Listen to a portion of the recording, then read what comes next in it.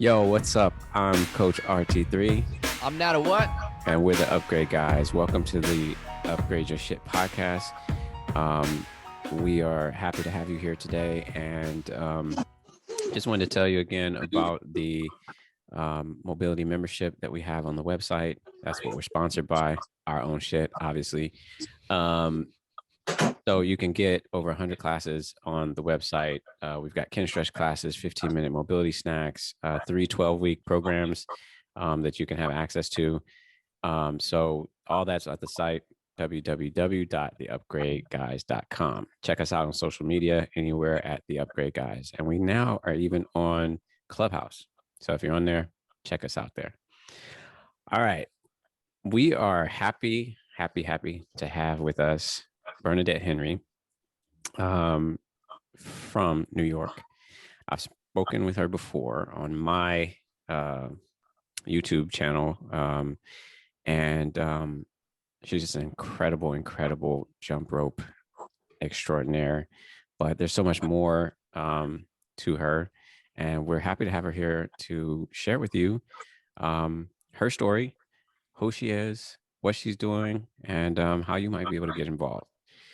All right, so you can go ahead and take it from here, Bernadette. Let them know who you are. Hello, and thank you so much for having me here. I am honored to be a part of your podcast. My name is Bernadette Henry of Make It Fun NYC, where I make jump rope and exercise as a whole more fun and exciting for anyone looking to live a healthy and active lifestyle. And right now, I'm pivoting and working with my overwhelmed moms over 40 that's just trying to make a jump in their lives. Physically, mentally, and emotionally. I'm also a mom of 3. 2 of my children are on the autism spectrum. I'm a wife. I have my business, and I work full-time as a mental health case manager. Ooh. Bro, you see how she did that? We had to hire her for a consult for when we do that shit, because our shit don't come out like that. All right. Hey, that's professional level right there. Yeah. Drop it like it's hot, and it's like New York speed, because you know we real laid back out here. It comes with practice. I've been doing like so many interviews, so it just kind of comes with practice, like saying the same thing over and over and over again, you know. Yeah, no doubt. How did you get into jumping rope, or what brought you to that? As a kid, growing up in the Bronx, Harlem, that's all we did in my days. I grew up in the 80s, and basically all we did was double dutch and straight rope games. So for lunchtime, for gym time, for like outside when the kids didn't have the devices, that's all we did was go outside and do the 2 on time, don't be late, or like just the double dutch games. And I don't remember at what point I picked up a single rope, but my earliest remembrance was in the 6th grade, where I was outside jumping rope, and I was trying to do a double under, and I kept falling on the floor. And my mom yelling out the window like, "Stop! I'm like, no, I got to get it right." So that was my first memory, and then my second memory was in junior high school. So they had some random contests asking like, we would win to see how many jumps you could get in a minute's time. So in a minute's time, I was able to do like 240 jumps. And those are like my 2 memories as a child. And then like going into adulthood at the age of 19, I used to hang out in Manhattan all the time. And me and my friend used to pass Equinox. So one day I was just like, yo, let's go check this out. And when I went inside, the schedule has said arrow box, arrow jump. So I'm like, hey, is this a jump rope class? And they said, yeah. And I was like, okay, cool.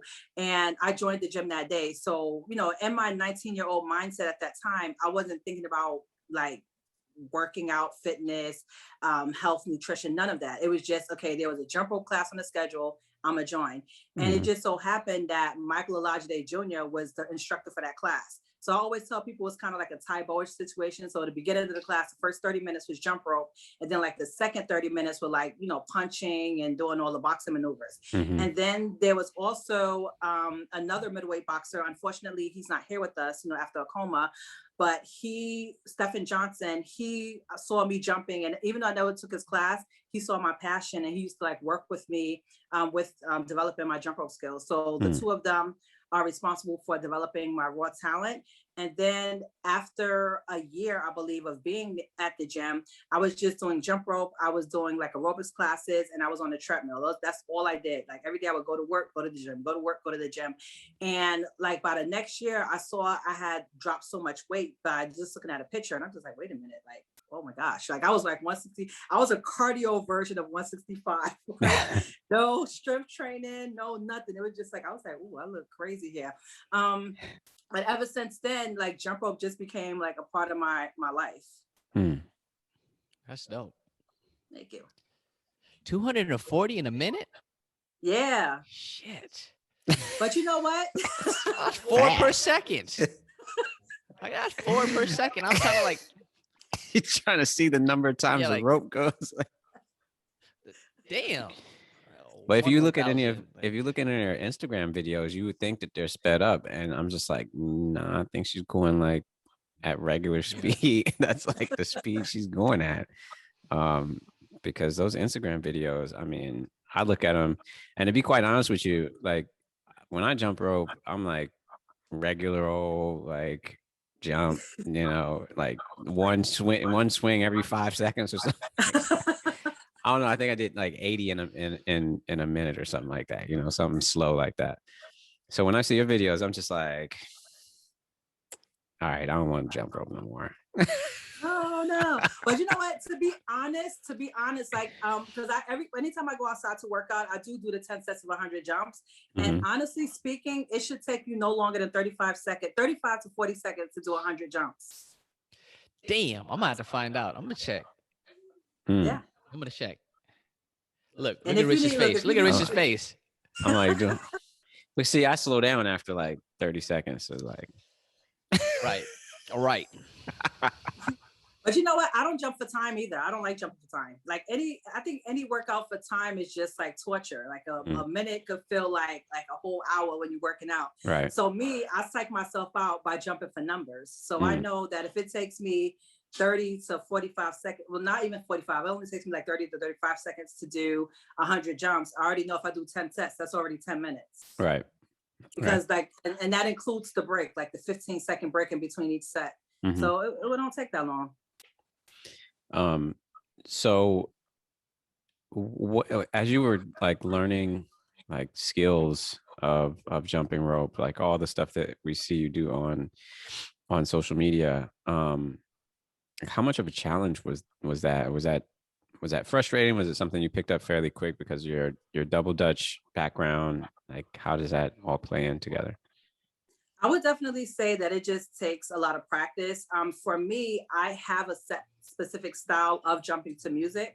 So if you notice, like any of the videos where I'm doing like the fancy tricks and things like that, I never edit my videos. I always, whatever music you hear in the video is for the most part what I'm jumping to. So I've trained myself like that since 2012. And it can be a challenge depending on the song I'm jumping to. If I'm trying to nail a certain trick within a certain set time. So like I always tell people, like if I do a crossover, my crossover can sound like 2 different things based on whatever music I'm jumping to. So like today, I think I was outside jumping and I had like this one fast song and I was trying to do something and I just kept getting it wrong because I couldn't get it to the beat. So for me, it's just always a challenge. Like once I change the song, the challenge changes, because even though I'm doing the same exact tricks that I have nailed by heart, it's like once the music changes, it's just like, okay, how are we going to combine this now to this music? Right. And routines are never set. They're always like done from the top of my head. Wow. Yeah, that's how you know it's really your thing. That's impressive. Yeah, real impressive. And I've seen you, like now you're doing it with your son a lot. How's that been? Because that seems like a bonding activity. Yeah, he's actually been jumping since like 2 years old, since before he knew what jumping was. So it all started out with them just holding the rope and just doing like this. And I just, yeah, you got it. So he's been jumping a pretty long time, but now I'm trying to get him out there to do it more and practice it more because he's my legacy. What would you like? What tips do you have for somebody who's trying to get into jump roping? Like, was there something early on that you remember that was like an obstacle that you now have some sort of perspective on, or like, is there common things that people have issues with when they start trying? Or I would definitely say to make sure that your rope is sized correctly. I think that solves like almost 10 problems that people have. So if your rope is too long, your form is going to be off. And if your form is off, then you're more susceptible to injury. So a lot of times I can tell if a person's rope is too long because they're either holding their arms up or they're sticking their arms out. So definitely, and then they may be jumping too high because if the rope is too long, like the rope has to lag before you jump over it. And a lot of times, all you need to do is jump high enough to clear the rope. So making sure the rope is sized correctly, making sure you're actually jumping properly. So a lot of times people think that you have to jump super high to clear a rope, and you don't. All you need to jump is high enough to clear the rope, which can be like an inch off the ground. Like if you ever watch like my 10 sets of 100 jumps, people are like, are you even jumping? I'm like, yeah, you don't like, honestly, you're not jumping over a bucket. Like you're literally jumping over a jump rope, which can be like this thin, you know? So you do that. Also, like, don't jump on your entire foot. Just jump on your toes. Like if you jump on like your entire foot, then you're susceptible to injury. And do jump on correct surface. Of course, if you're older and you're concerned about your knees, feet, ankle, and joints, make sure you're jumping like on a surface that absorbs shocks, such as a wood floor, rubber track turf. Wear the correct shoes, compression socks if you want, and just knowing when to stop. Like I always tell people, when you first start jumping, you may feel sore because it's something new. It's just like any other exercise. You shouldn't feel pain. Like ease your way into it. Stop trying to do all the fancy stuff. And most of all, nail the basics. nail the basics. Yes. That's a theme that keeps coming up no matter who we talk to. Nail the basics. Right. Yeah. Basics are everything. That seems to be the thing that everybody wants to skip over, right? Everyone wants to like jump all the way to the tricks, to the cool stuff. They want to dance. They want to start doing steel mace flow. Dancing and hopping around on things. Funny ass shit. Fuck out of here. That bullshit. So when you went so you're a beginner, you're first starting out. What kind of what are like is the basics doing, starting to build that 10 sets of 100? Is that what you would start somebody with?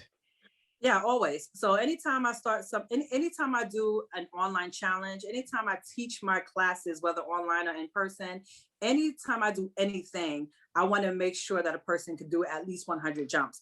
Because if you can't handle jumping for 35 seconds to 40 seconds, what business do you have doing tricks when you're doing the tricks, they're going to exert more energy. So at least if you can do a set of 100 jumps, then I know you have some kind of timing, you have some kind of rhythm, you have some kind of coordination, you have some kind of conditioning. Because when you start doing double unders and footwork and crossovers and side swings and turning back, anything that you do, that's going to exert way more energy. Like people don't understand how much energy I put into those 15-second jump rope videos, and then that doesn't even include the fact that my mouth is open. So now my mouth is open, all the air is coming into my lungs quicker. But, of course, I got to smile and have fun and all that other good stuff. But like I said, if you cannot do a 35-second basic jump, you have no business trying to do a trick because you're not going to be able to breathe like maybe 2 seconds into it. Right. You hear that? Get the basic shit done first before you try to do the crazy shit. Why is that so hard for people to understand? Because people are bored by it, Yeah. Like even me, honestly speaking, 3 to 5 times a week when I do work out, I do 10 sets of 100 jumps. And in my history, I do them live because I already know, like, once I get 200 or 300, I'm gonna just be like, okay, I don't want to be bothered. Let me turn this off. But the basics are very important. And even if you look at all of your greatest athletes, what do? They drill the basics. That's all Kobe talked about. Drill the basics. Michael Jordan, drill the basics. Any athlete you look at, they do the same boring drills over and over and over again because those are the things that you must master in order to be able to, handle the situations when they come. 1,000%. 1,000%. Wow. I got a thought. So I don't want to sidetrack, but real quick, Rickson Gracie, who's like most people agree is like the greatest jiu-jitsu, one of the greatest jiu-jitsu players of all time. And anybody who's ever rolled with him, they've always said that he doesn't do anything fancy. He does just the basics, but he's so fucking good at the basics that you like even a fucking very high level person will be rolling with him and know what he's gonna do because it's the most basic thing and you still can't stop it. Right. So there's that thing where it's like, hey, we know the same thing, but I'm better at the same thing, then I will win over you, right? Mm-hmm. Progressive Absolutely. overload. Progressive overload. And that happens in everything. I think, you know, like there's teams, you know, there's teams out there, right, where you see something, you see it, and you just cannot stop it, right? How many teams, you know, whether it be football or it be basketball, like we all know in basketball, like Karl Malone and John Stockton were going to do a pick and roll. We know that's what they're going to do. But could you stop it? But they pick and roll you to death, like and it's like that's what they're going to do. We knew that Rasheed Wallace, you know, was going to pull up, you know, just outside the paint, and he was going to take that turnaround shot, and it was going to be money. But could you stop it? Like, no, he would do that same thing like over and over again. And I think it just comes down to just being so proficient at that thing that it just becomes, you know, second nature. It's like that Bruce Lee quote, I guess. You know, I don't fear the man who knows 1,000 things, or I fear the man. I don't fear the man who knows 10,000 kicks. I fear the man that has practiced one kick 10,000 times or 1,000 whatever. Yeah. Yeah. Right. Yeah, that's real shit right Absolutely relevant. And I mean, we've heard these stories, right? Like she was saying about Kobe, of like Kobe being in the fucking on the court when the lights are out, still shooting free throws, right? After practice is over and everybody's left, he's still shooting free throws, right? Mm-hmm. It's like basics, brilliant at the basics. Take home message. So, well, basics is do your cars. Those are the very basics of movement. Your joints, all right? Do your cars. So how has jump rope, so obviously we're on the tail end of, well, hopefully we're on the tail end of what this pandemic has had for us. I know since you're out in New York, you guys caught the brunt of it in the very, very beginning in March. Can you share with everybody like what was that like at that time, and then two, how, if you did use jump rope as a outlet during that time? Well, the pandemic was here, or still is here, and we just did the things that we had to do. We had to start working remotely. The kids have to go to school remotely, and you know the kids, they're still alive. So I did something good. They made it.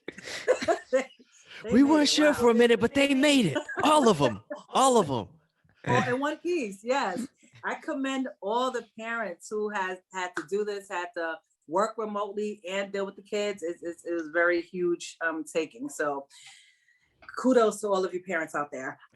So what happened was in January, I was on 3 high blood pressure medications, right?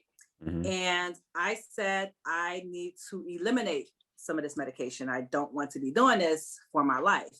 And January, of course, is like before pandemic really hit. And I told myself, you know what, you're going to do 10 sets of 100 jumps at least 3 to 5 times a week. You know, because a lot of people see me online and they think that I just jump rope all day, every day. I don't have a life. And unfortunately, that's just not, that's not the case. So I told myself, okay, you're going to start doing 10 sets of 100 jumps 3 to 5 times a week. That's it. And I started doing that, you know, pre-pandemic. And then when pandemic hit, I was able to just keep it up. What I would do is I would go outside my house. So instead of going to the park, I would just go outside my house and I would just jump. Or I would go into my basement. I would jump. I would go in my hallway. I would jump. Mm-hmm. And by November, I was down 30 pounds and I was down 1 pill. So instead of 3 pills, 2 pills. Instead of 250 pounds, got down to 230, 20 pounds, you know? So it definitely helped me to, and the goal wasn't really to lose weight, honestly speaking. Like I do not speak about jump rope for weight loss anymore. I talk about jump rope for wellness. So jump rope, like if you're consistent in something, the results will come. So you definitely have to take your why and re-engineer, like, why are you actually doing something? Like, you shouldn't be jumping because you want to look good in a dress, like in 2 months, or you want to look good for your cruise next year. You want to look good for your birthday, because that's only temporary. And you're going to just do the work to get to that point, and then you're just going to fall off. So my why was way stronger. My why was like, look, I don't want to be on this medication. So I'm going to be consistent and do the things that I need to do to get off the medication.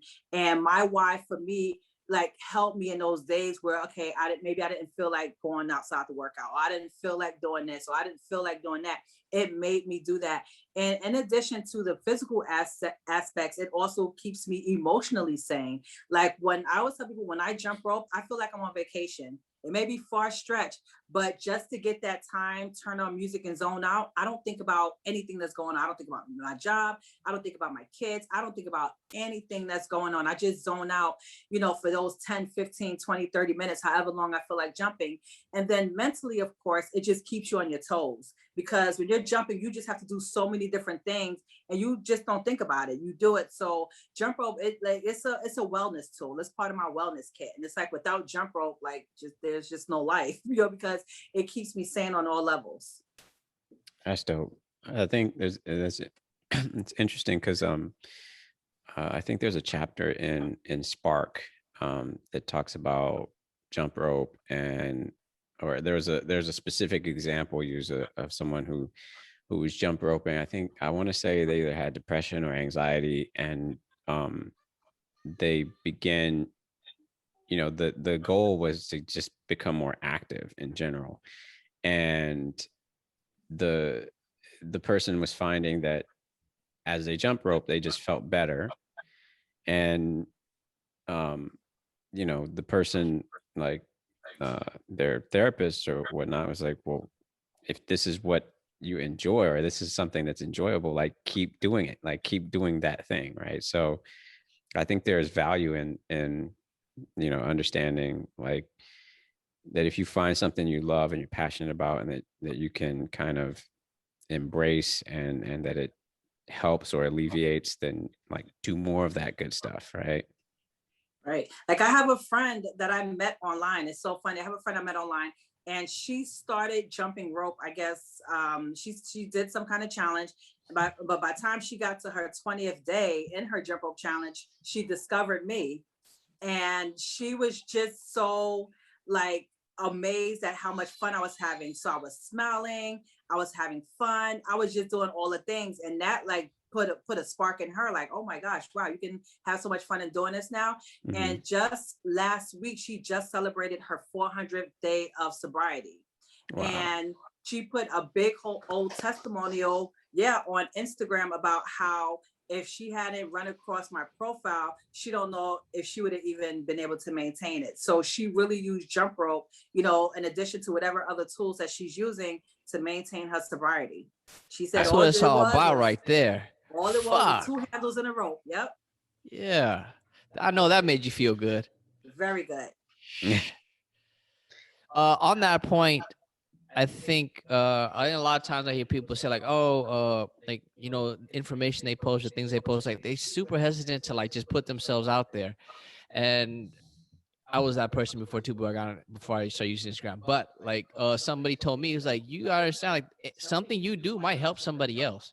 So, like, you get on, like, I think there are a bunch of people who get on Instagram and it's like they're fucking narcissists. Like, it's all about them, right? Like, fuck, give a fuck about what you eat and shut the fuck up. Like, I seen no happen. Like, who fucking took a picture of anyway? So, but, like, that story right there is evidence of, like, hey, if you are passionate about what you do and you truly believe in the stuff and you are authentic, like, anything that you do might really help somebody else. And that is a fucking prime example of that. So if you got something you do, you're passionate about, it helps people, like, you need to put, like, it's your responsibility to put it out in the world, because you might be able to help somebody else.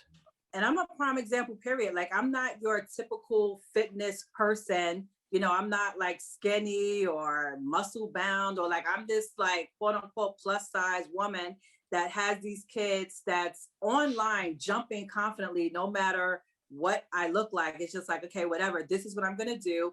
And in my content, especially in my stories, I like to talk to my overwhelmed moms. Like, look, I know what it is. You have this life, you're busy, you're tired, you feel like you have to give all your time and self to everybody else, but can't take any time out for yourself. Like, it's okay. You know, I feel your pain, because a lot of times, you know, a lot of these women, they get online and they're looking at the mom that has this perfect life, or that seems to be able to work out 7-8 days a week. They have this baby and they snap back in 10-12 weeks, and they're looking at these women, not realizing, okay, first of all, you just made a life, okay? And second, some moms, this is a life adjustment. Like, your body needs time to heal, and you need time to like bond with this child. Your whole schedule is all jacked up. You may not have somebody to be able to watch the kids or cook your food or do the things. So stop beating yourself up for, you know,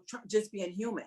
And this is why I'm very authentic. I'm very transparent, because I want to give a real life version, you know, and people on the other side will say, oh, you're just providing excuses. No, I'm not providing excuses.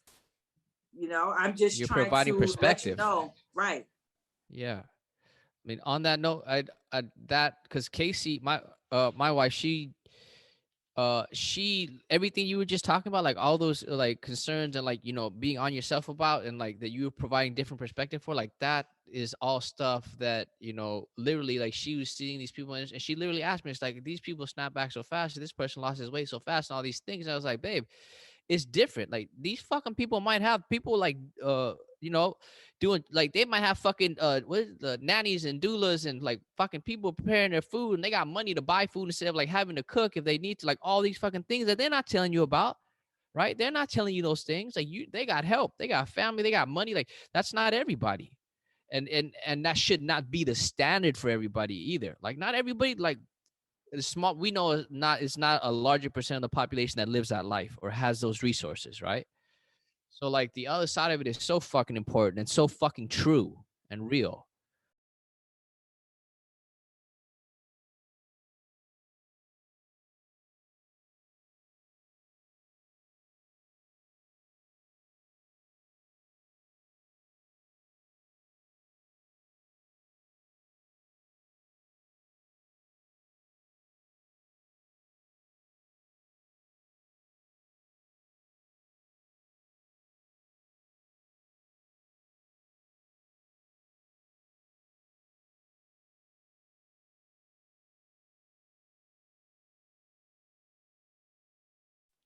I think she had to go do something. You know how it is, bro. You know what's going on. You know what life is like. Cut that shit out. You know what fuck going on. Just chill out. She'll be back. When you gonna run to the bathroom? What if I don't run to the bathroom today, motherfucker? Don't you start that shit. Watch. This is gonna be the episode that I don't go to the bathroom in the middle of the episode. Watch. It's gonna be the one episode. I heard my son banging in the door and all kind of crying. No, we know what time it is. I got twins. I got crazy ass twins. Yeah. My twin's crazier than me, so you ain't gotta explain shit around here. I know what's up. Fuck. That motherfuckers. Oh, good lord. And you know me, I got a 5-year-old and a 1.5, or a 6-year-old and a 1.5-year-old. So 6.5, 1.5. They're exactly 5 years apart. Exactly. Oh, wow. 5 years apart. And the youngest one don't take no shit. She get that from me. She was born. She was born with a frown on her face. Like, yeah, I know. This morning I saw her. This morning, when I came into the bedroom, she was with my wife, and she was just like laying on top of my wife.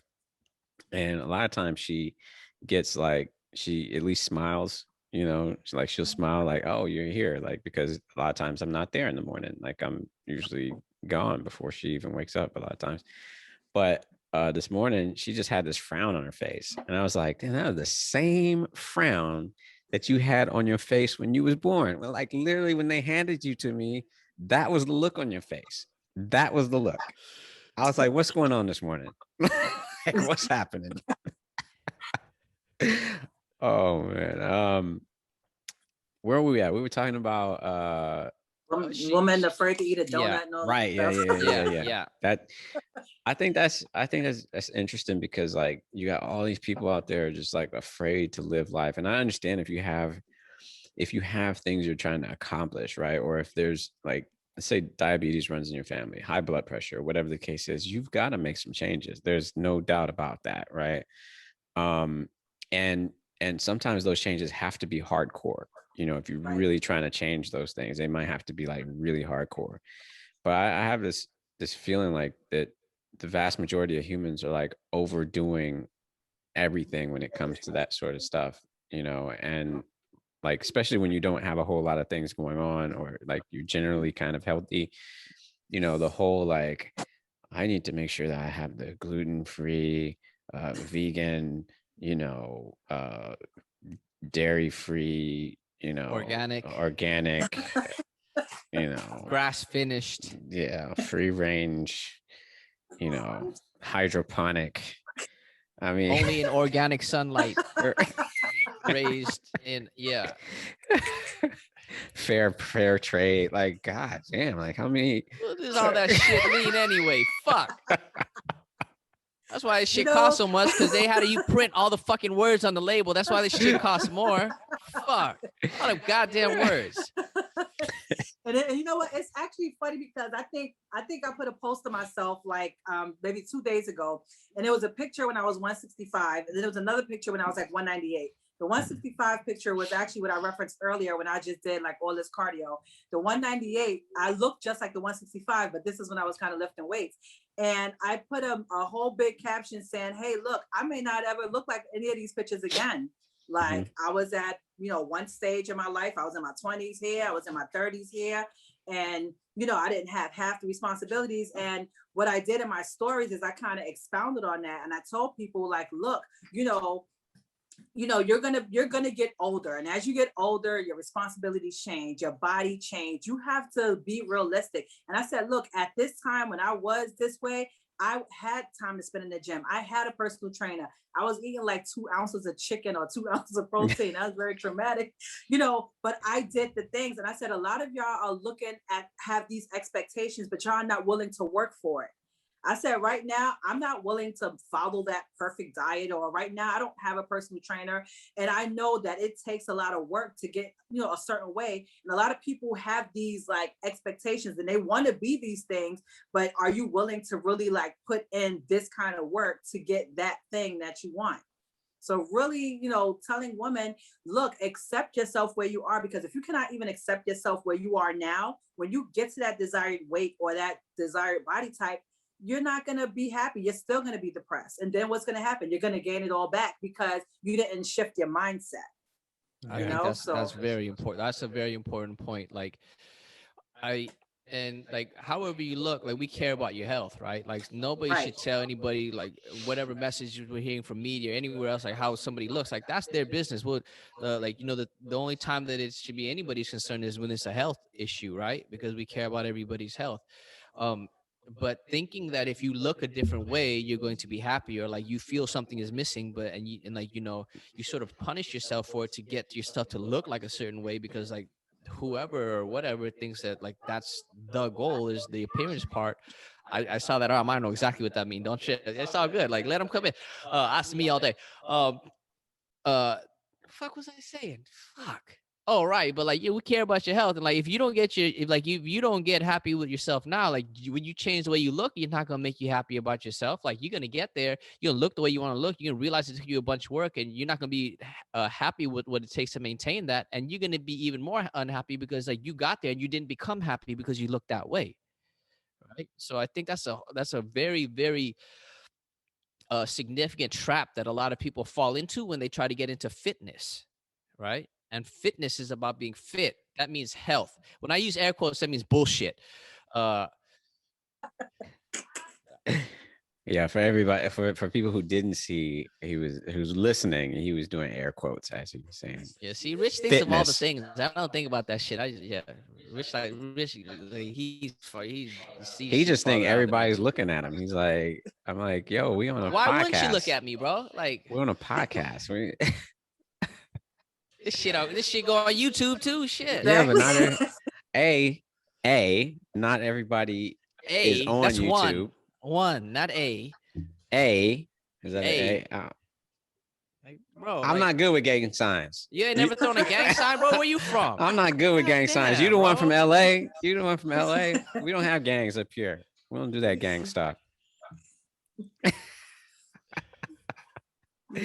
But no, yeah, no, I didn't even think about you. People not gonna see me, so it's a good thing Rich He narrates just the did air for quotes me. again. He just did. That's air what I quotes. just said. I said They'll I didn't see know you when on I was doing this, YouTube. bro. Bro, get off my back, man.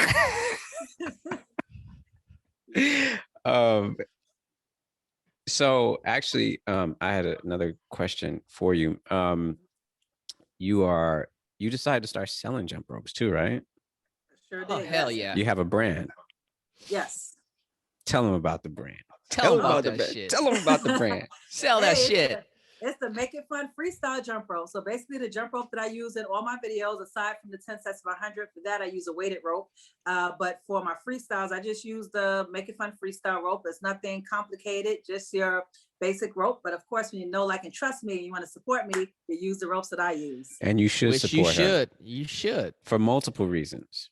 Multiple reasons. One, she's a small business. Second, she's a female-owned business.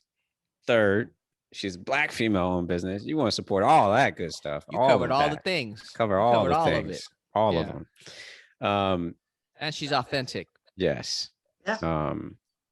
Yeah, you can trust. Buy once a day after the podcast. Fuck. Yeah. As Yeah, soon as you that'll get work. off. Links in her Instagram bio, right? Yep. Okay. Yeah.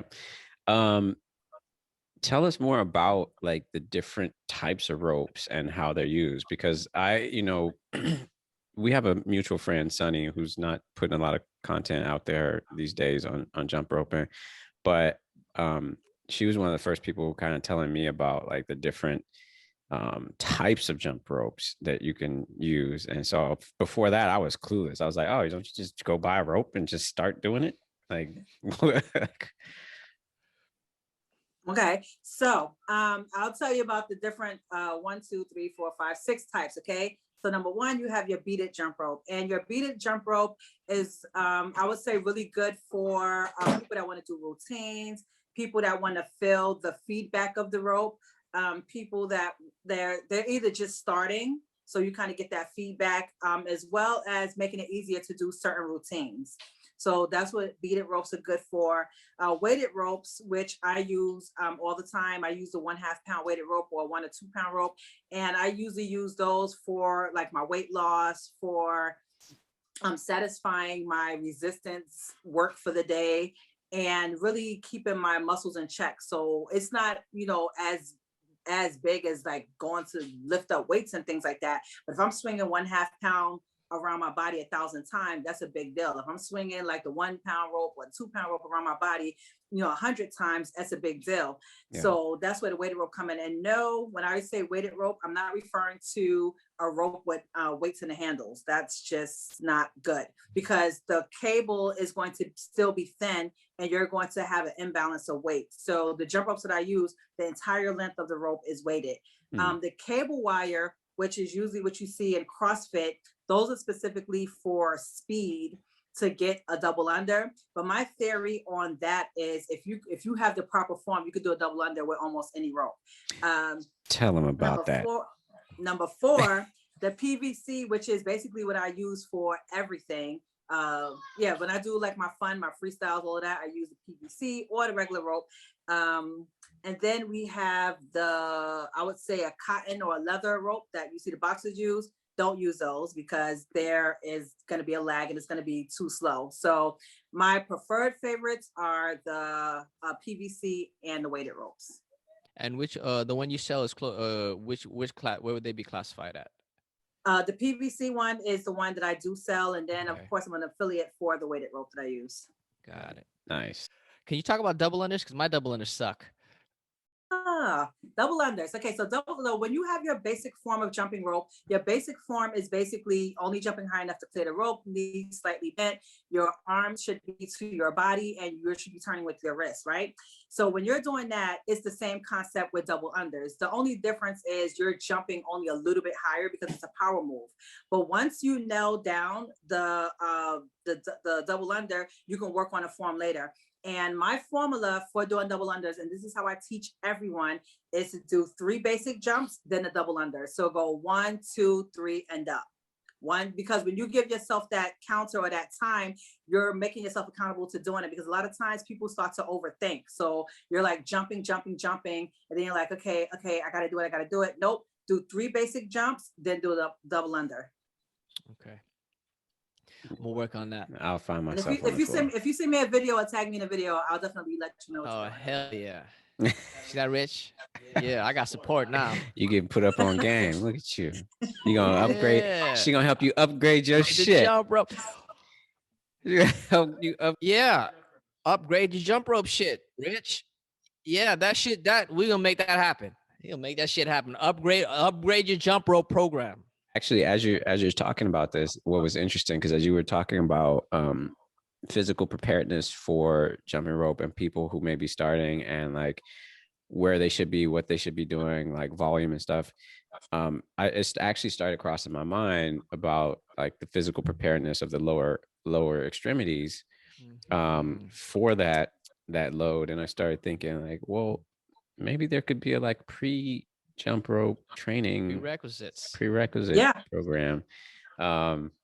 We're gonna have to talk about that. We have to talk about this. Yeah, that sounds like a plan. Y'all heard it here first. It's very important. And let me tell you why it's important, because a lot of people always talk about the knees, right, when it comes to jump rope. But jump rope can be safer than running and jogging, because with jump rope, all you have to do is lift high enough to clear the rope. With running and jogging, you have to literally like lift your legs up and down. And, you know, a lot of people like don't realize that the knee is supported by other muscles. So your knee is supported by your glutes, your hips, your quads, and your hamstrings, right? As well as your calves.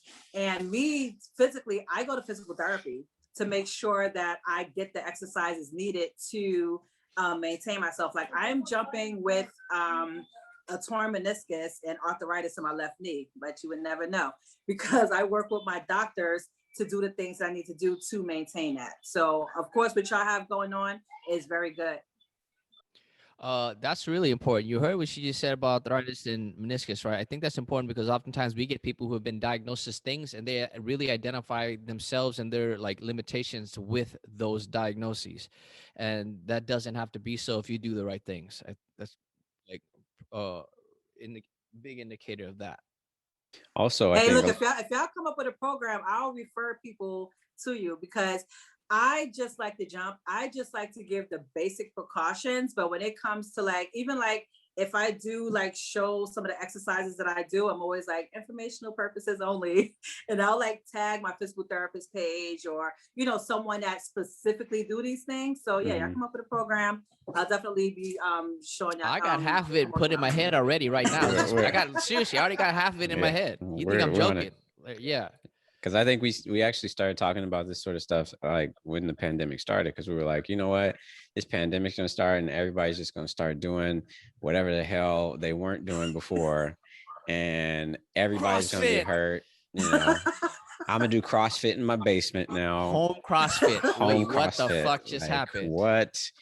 You know, you're going to have people that decide, oh, you know, I'm going to marathon runner. I'm going to become a runner now. I just want to run a marathon now. I don't know what's wrong with me. I started running every day, you know, for 3 weeks. And well, did you track how far you ran, or like, how did you start that out? Like, what? I just went till I got tired. Yeah, I just kept going. But did you think of what shoes did you decide to wear? Oh, just my regular shoes. I was barefoot running. What? Have you ever been barefoot before? No. Oh, no. Well, I mean, I wear my shoes. I wear my shoes in my house. People going through a tough time, man. People going through a tough time. I get them a pass. Like we just here to support. We kind of make fun of you, but we also here to support you. If that touched a nerve with you, please get in touch with us. We've got some things that might help. Refer it to our HR team. Oh, they big mad. They I mad. want to see this. I want to see this home setup CrossFit thing that these people are doing. Yo, this shit, I'll send you some. This shit is fucking hilarious. Some of this shit I've been seeing online. Like, for real, bro? Like, what is that? Like, I'm cleaning the chair. 1,000 chair cleans in a minute. Like, yeah, that shit. Shut the fuck up. Like, 1,000 handstand push-ups. You fell on your head after 5. Like, bro, what are you thinking? Like, no. Oh man, yeah, it's funny. Wow. Have I wanted to talk a little bit about like, so you have the jump rope side, but then for a living you work as a social worker, right? Correct? Case manager. Case manager. Kind of a step down from social work. Yeah. Okay. And so that's your like your full-time gig. And what, like, how do you, I don't want to dive too far into it, I guess, because I guess that can be kind of private information sort of realm, but like, what You be exactly getting about me on that shit all the time. Like, don't be airing people's business out. Yeah, shit. Stop using people's names. Pronouns, fool. Pronouns. Shit. But what does that entail? Is that what you like you went as a case manager? What types of things do you work on? Right. So basically, I work as a mental health case manager, and basically, the clients live at the highest level of independent care, which is called scattered site. And the clients live in their apartments, and basically, I go visit and just make sure that they're doing well, make sure that the apartment is still in good shape, it's clean.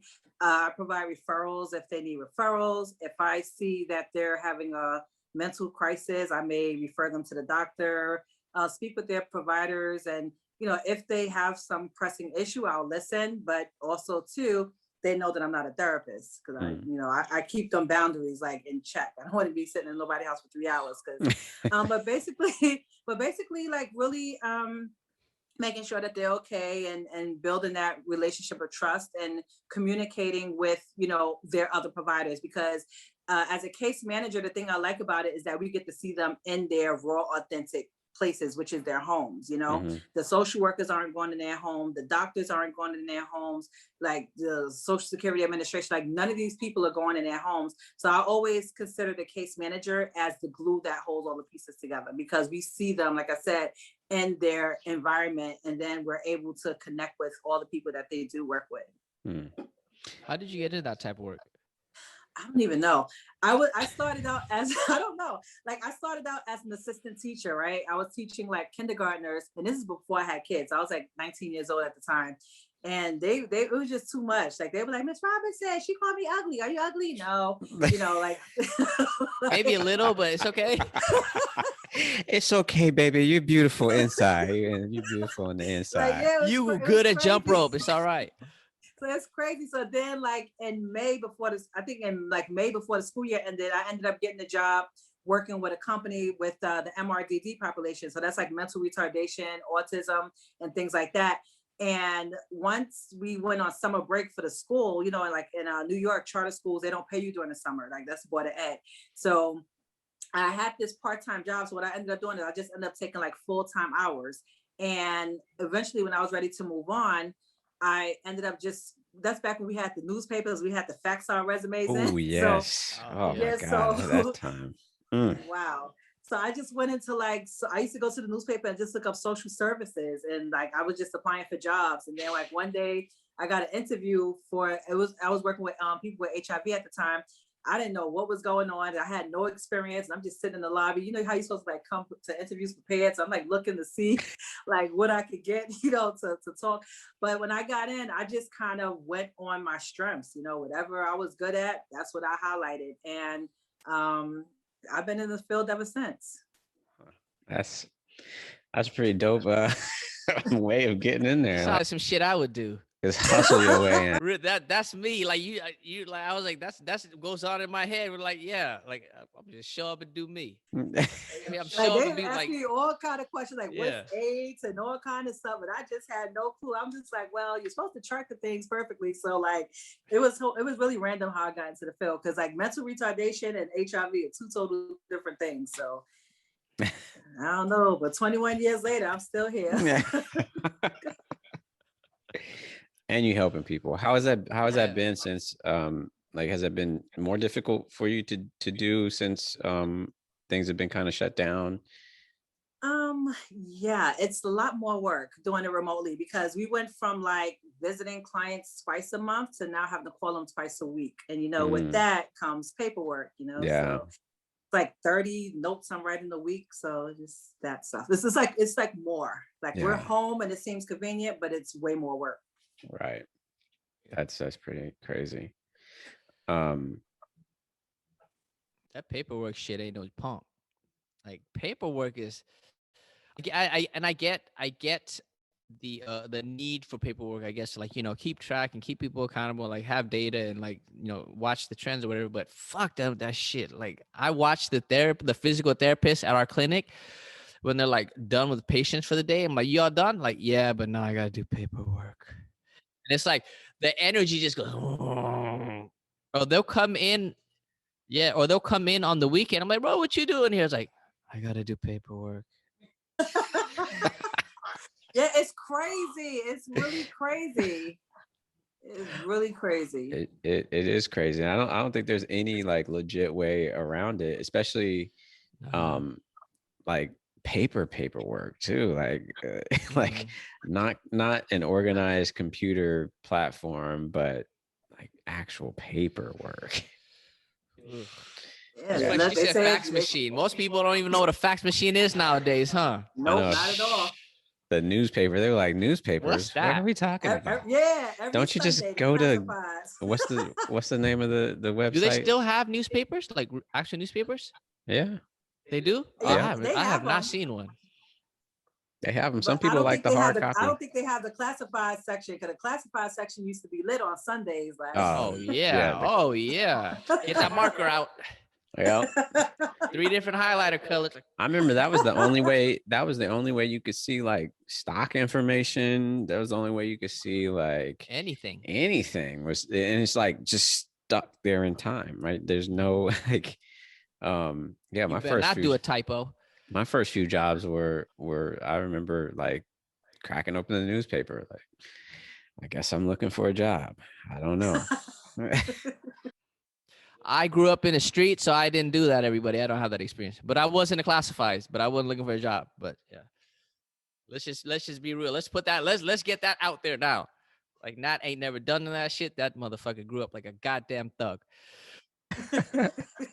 So yeah. Oh, hey, look, use that story to save somebody's life. I tell you. Yeah, it's saving somebody, because you can make it. Yeah. Yeah, you can be at the bottom and climb the fuck out. Drake told him that though.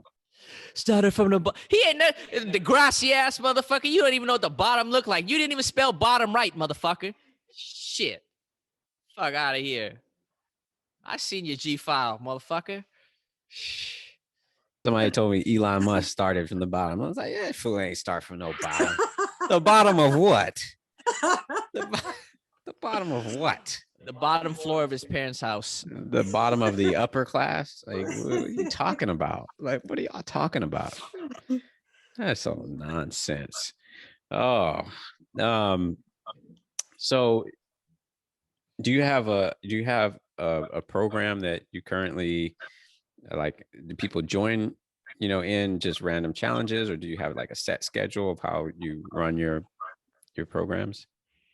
So right now, I just started back my in-person classes. I teach every 2 weeks, and on I teach online classes as well. So I teach them once a week, but like alternate the days. I also just started running a 20-day challenge. I was actually running the 20-day challenge for a while, but when I didn't see people like really joining, I ended up putting a price point to it.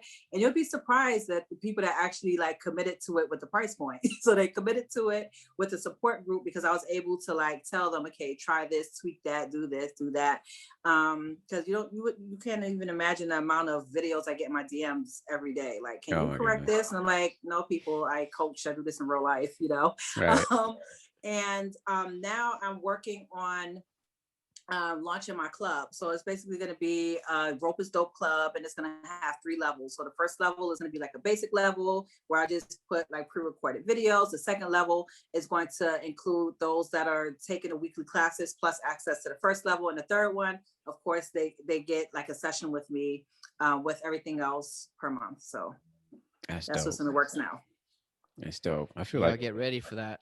Yeah. I feel like 2020 kind of gave people, like, I feel like me and Nat been talking about this a lot. People either shut down and completely like, you know, quit, withdrew and just like, or some people were like, there's an opening, like it's a window, the window's open. Like, who left the gate open? I'm in there. I'm in now. Real shit. So someone left the door open. We kicked that motherfucker in. Yeah, you know what I'm saying? Like a lot of people, you know, I feel like there was 2 different groups, right? Like there was some people that just said, man, this is messed up. You know, they're not letting us do this. And then there were other people like, oh, this door is wide open. I'm going right on through it, which is an opportunity. Yeah. You know, so I think it's great to see people like yourself who are like, I got this program coming out now. I've been doing this thing all throughout, you know, and that is inspiring. Yep. Yeah, because there was a theory out, or I don't know who had the theory, but there was a theory around saying that people are broke and people ain't buying nothing. I'm just like, what you talking about? Because you know how many people, like, especially small businesses that I've seen, they were afraid to like really offer their products because they're like, oh, I feel bad because the people broke. Who broke? Everybody ain't broke. You know how many products that I bought from small businesses through this pandemic? You know how many coaching programs I joined since this pandemic? So everybody, you know, is not down and out, you know, and I understand you, of course, have pity for those, but there's another set of people that are out there and people are looking for things. People are looking for something, you know. I tell everybody too, like everybody didn't gain like the pandemic 100 or whatever it was. Like everybody's sitting around moping around like, oh my gosh, I gained so much weight. You know, I didn't, you know, I lost weight. Gaining, I lost, you know, so it's really what you were able to kind of get out of it, out of the pandemic, you know? And, you know, it's like, if you didn't like make something of yourself during this pandemic, then you just ain't a hustler, period. Like, that's a really good point and this, before I say this is not for me to shit on anybody who didn't like do stuff during the pandemic or like whatever you had going. Like, I'm not shitting on you. What I'm saying is this is like, yeah, a lot of people experiencing financial hardship. We know that. We are some of those people. Yeah. Exactly. Fuck. But like, you know, there's a Chinese proverb that says something like, opportunity often comes, you know, rise on the waves of great misfortune. You know, it's like as in disguise.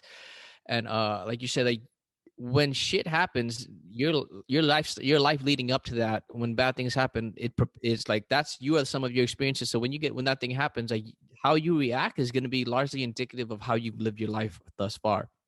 So if you come from a place where it's like you always trying to make something out of very little, or like you do things with the resources you have instead of worrying about the resources that you don't, like there's always opportunity.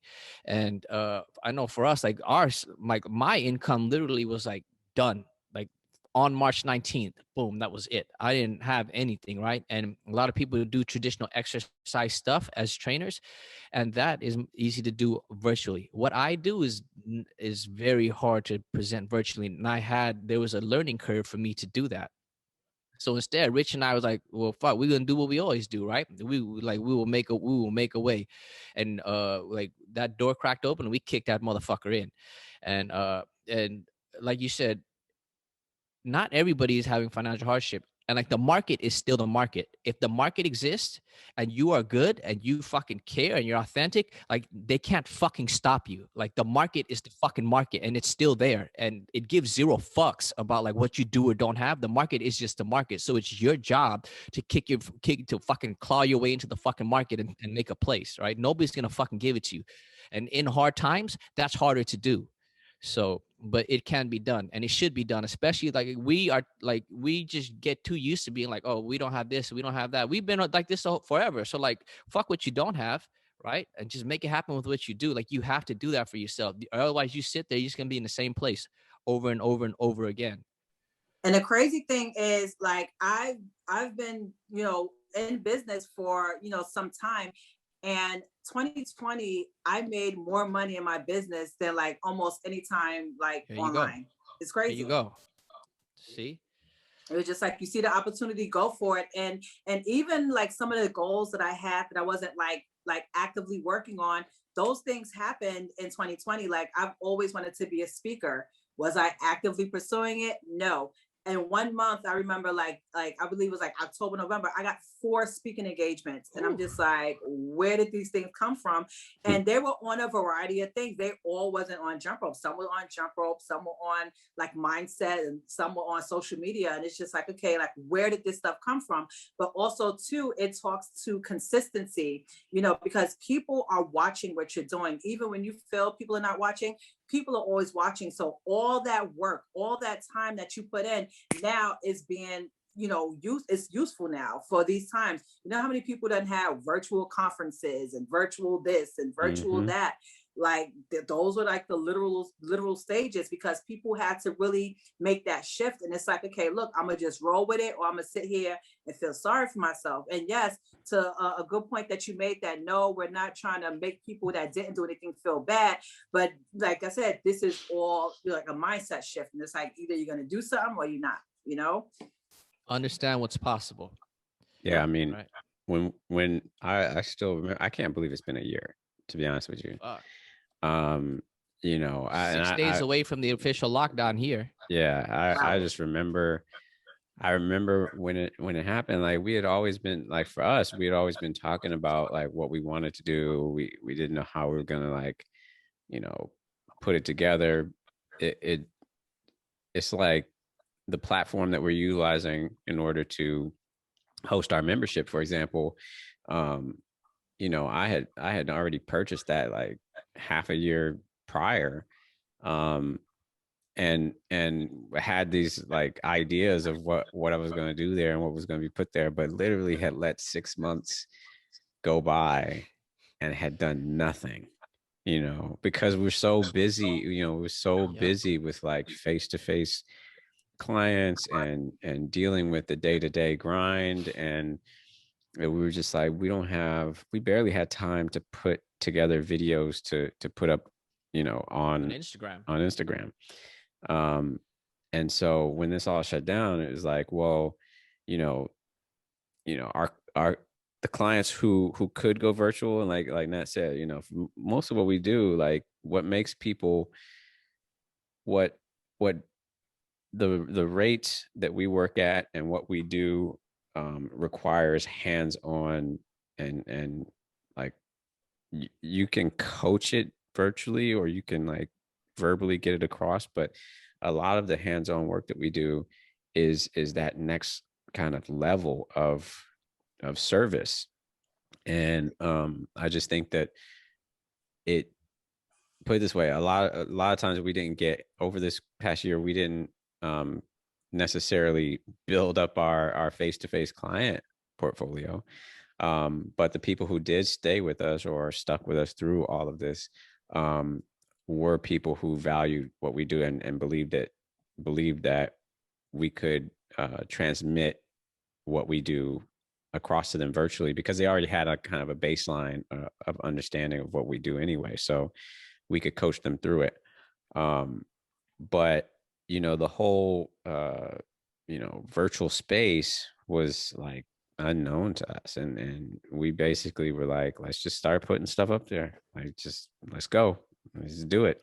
And you know, it went from like, we've got 5 classes on the Wow. membership to like, we've got over 50 classes on the membership to like, we've got over 100 classes on the membership. And we look back like, damn, when did we put 100 classes? And like through all the turmoil, through computers crashing, hard drives with all of our classes And like remember this too, like crashing. we literally snuck into an empty space like every fucking week to film Wow. shit. Like we literally snuck into an empty space to film shit. Like that's Yep. how real it was, Yeah. right? Wow. We snuck, we went into this empty facility. I won't say where it is, but we called it the headquarters. Yeah. It was our very first headquarters. It was cold, it was concrete, Cold as fuck. and Damn. you know, we had a camera set up. I had a camera set up. Because we had the old iPhones, we weren't using the iPhone yet. So I had a camera, I had a Sony camera, and we had this That shit was echoey in there. elaborate setup. We had lights. We had to try to do like so much shit because of that. Now it's like, let me get the like, lights. Let me get lights for. I ordered them on Amazon. It'll make it. They said that it'll make it, and we were like, we don't know what the fuck we're doing. We had no fucking idea what we were doing at all. Like, fuck it, we didn't know what the fuck we were doing. The videos were too big. It was crashing my computer. Like I couldn't get a video edited. Like all these like drama. Anything that could have went wrong went. Yep. I think. Oh, Except for us getting caught in the space. yeah. That was a good. We didn't get caught in the space. That's the one thing we needed to not happen. But yeah, I mean, it was literally hustle mode, you know, and I think there's But a that lot goes of people, back to what she was saying about mindset, right? Mm-hmm. by any means, Yeah. get it by any means. And I'm sure a lot of the new people that y'all had come in were people that were like basically starting from the beginning, right? Absolutely. Yeah, a lot of those people were. Yeah. Like a lot. Yeah. So that was great. Yo, it's been a real pleasure chatting with you. Oh shit, it's already 2:30. Yeah. It's been a real pleasure. Yeah. We appreciate you coming on and speaking to us today and sharing your story, sharing your background, sharing with the community about, you know, Jumprope. We just wanted to give you an opportunity to let people know where they can find you and your programs. You can find me at www.makeitfunnyc.com, Instagram, Make It Fun NYC, Twitter, Make It Fun NYC. And TikTok. Yes, I love TikTok. Jumprope is dope on TikTok. Jumprope is dope. I got to go follow you on TikTok. Yeah. You using TikTok? Yeah. I'm using it, but I don't know if I'm using it right. We're rookies on there. Hey, look, you know what? I love TikTok. So I started, so the Instagram page that I have now, right? I've had that page since 2014. Mm-hmm. TikTok, I started like in November 2019, but wasn't really actively using it till like maybe when my first video went viral in February 2020. So basically what I do is the same thing that I've been doing for years. I turn on a song, I jump for 15 seconds, I post it, okay? So TikTok really just gives you a place to like be yourself and do the things. And the great thing that I say is good about TikTok is that you get very good organic reach really fast. And number two, they don't just like your stuff, they comment on your stuff. So I always say, build your community on TikTok, send them to your moneymaker. So whether that's Instagram, YouTube, Facebook, wherever you want to send them, but definitely just, be consistent. I love TikTok. I will be there, rah girl for forever. But it's gotten me plenty of opportunities. Like right now, I'm close. I'm at 39,000 followers, and I'm like I think I'm like 50,000 likes away from having like 1 million likes. But I've gained a lot of great relationships from TikTok.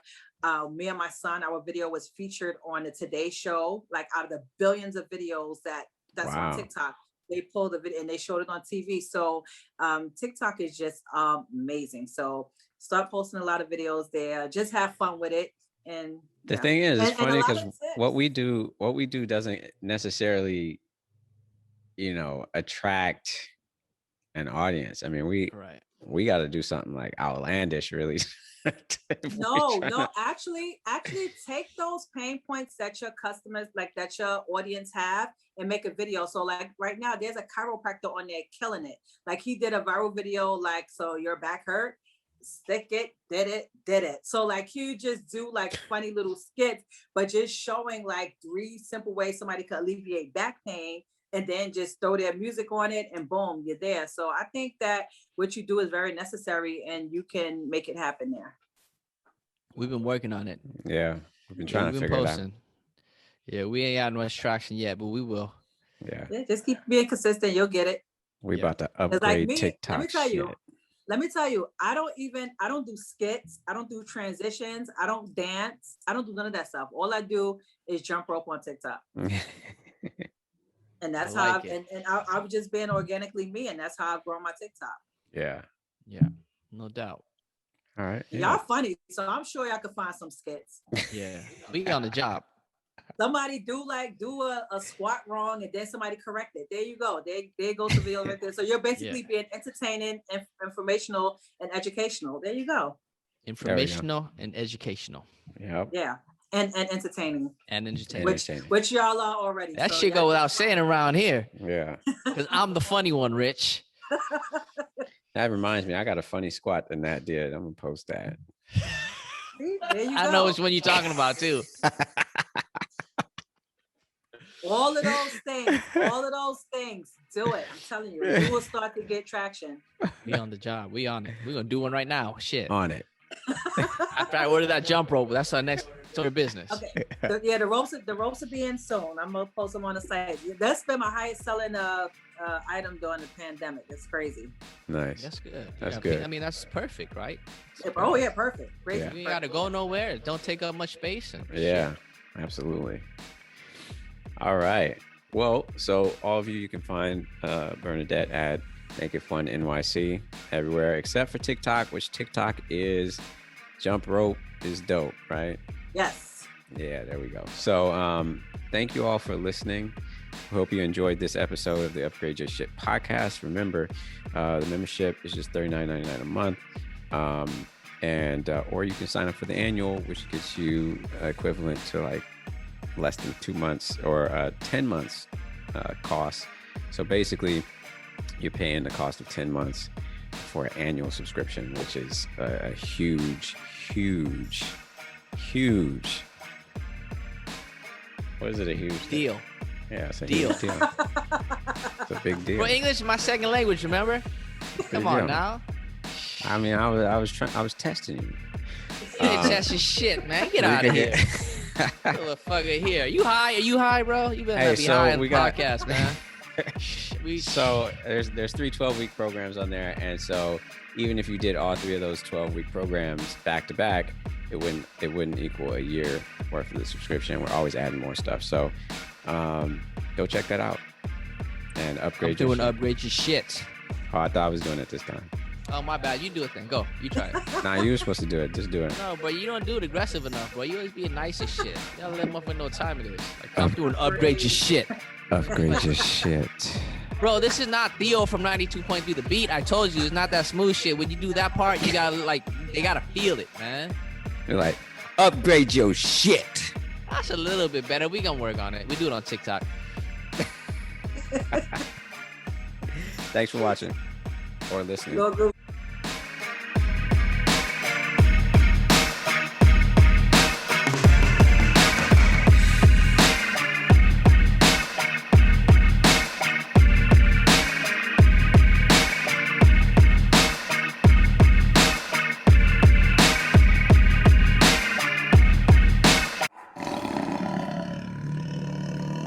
Upgrade your shit.